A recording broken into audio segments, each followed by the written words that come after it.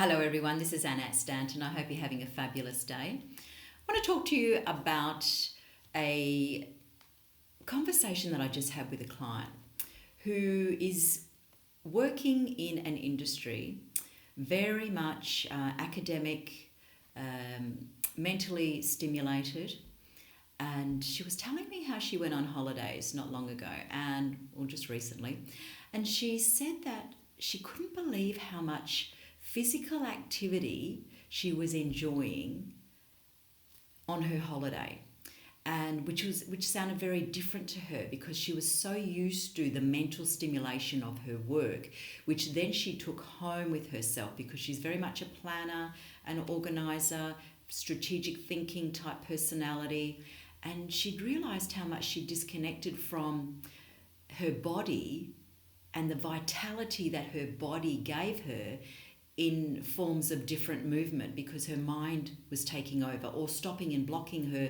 physical body from doing the things that brought fun and joy to her life.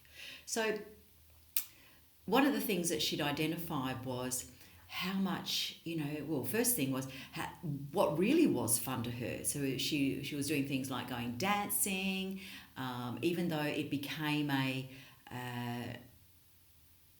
it wasn't a mindful thing at the start, she said, when she first started dancing. And over time, she started to learn the moves, taking it all in. But until she had this holiday, which was very different for her. And she said she then went dancing and found that her mind and her body was back in sync. And she never ever hadn't felt that vitality for so long and never realised how much her mind and the mental side of thinking and the agenda-driven processes that naturally is a strength of hers had taken over and disconnected from her body, which meant that a lot of the actions that she was taking in her life really wasn't from a state of joy, a state of fun, it was always based on an agenda. Now, I can relate to that totally, coming from a person who is very much a head person. I was always very, very goal driven, when now I'm purely, I'm committed to listening in to my body's intelligence and knowing what actions to take that inspire me, that create fun and joy and areas that I know that has my body intelligence stay connected and in alignment with mind, body, heart and soul, in a state of presence, right? So this is something that we've been working on and practicing. So I said to her, well, in what way would you like to bring this newfounded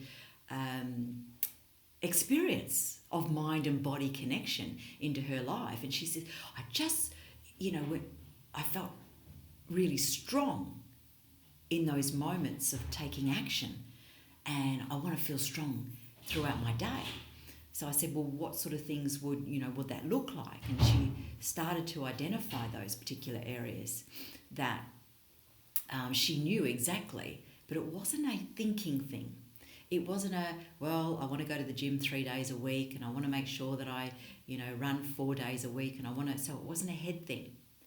And she knew inside herself that her body had started connecting and tuning in.